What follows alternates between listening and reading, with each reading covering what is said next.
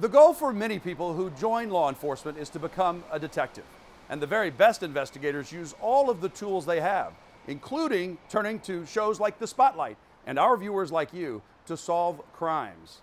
And tonight, the detectives at the Washington State Patrol need your help. This is 36-year-old Timothy Robinette, who was murdered in Auburn. Our crew was there early in the morning of October 6th, 2020, as troopers shut down both directions of Highway 18 to investigate the homicide. It all started minutes earlier in this parking lot. A white Durango pulls into a parking spot in a strip mall. A dark-colored 2018 to 2020 Hyundai Kona backs in toward the Ring camera, then pulls up next to the Durango. The driver of the Durango got out and got into the Kona that had at least two people in it.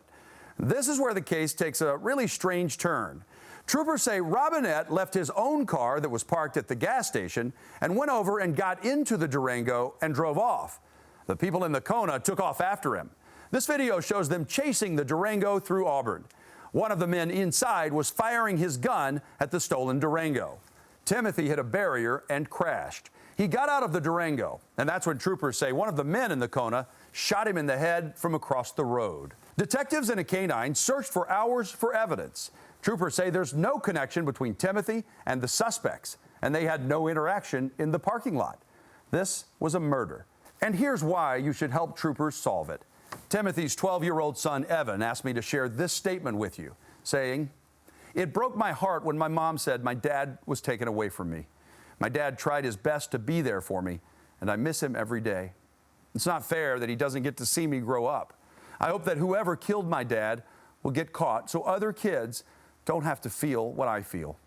So take another look at that dark-colored Hyundai Kona. Detectives are still trying to find it.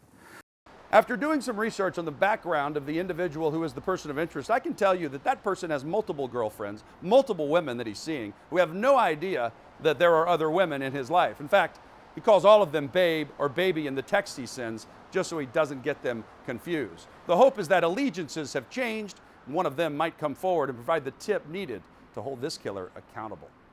That's all the time we have on The Spotlight. I'll see you next week. Until then, be smart and stay safe.